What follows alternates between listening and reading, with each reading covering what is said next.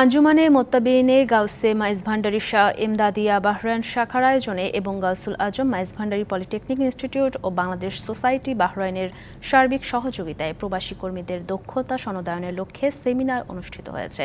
Bahrain প্রতিনিধি নোমান সিদ্দিকী জানান, দেশটির মানামা ডিপ্লোম্যাটিক এরিয়ায় একটি হোটেলে অনুষ্ঠানে প্রধান অতিথি ছিলেন বাংলাদেশ দূতাবাসের শ্রম সচিব মোহাম্মদ মাহফুজুর রহমান।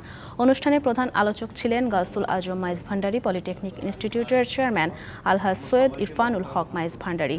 বাংলাদেশ সোসাইটির সিনিয়র ভাইস প্রেসিডেন্ট মাজহারুল হক নয়ন স্বাগত বক্তব্য রাখেন এবং বিশেষ অতিথি হিসেবে সোসাইটির সভাপতি ইঞ্জিনিয়ার আসিফ আহমেদ ও খান অ্যাগ্রো গ্রুপের ম্যানেজিং ডিরেক্টর আলহাজ সৈয়দুল হক খান অনলাইনে যুক্ত থেকে সার্বিক আলোচনা করেন।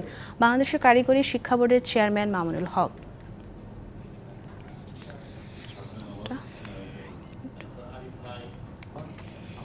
নগদে ৫০০ টাকা বা তার বেশি পেমেন্টে পেতে পারেন ঢাকায় জমিসহ ২০ কোটি টাকার পুরস্কার।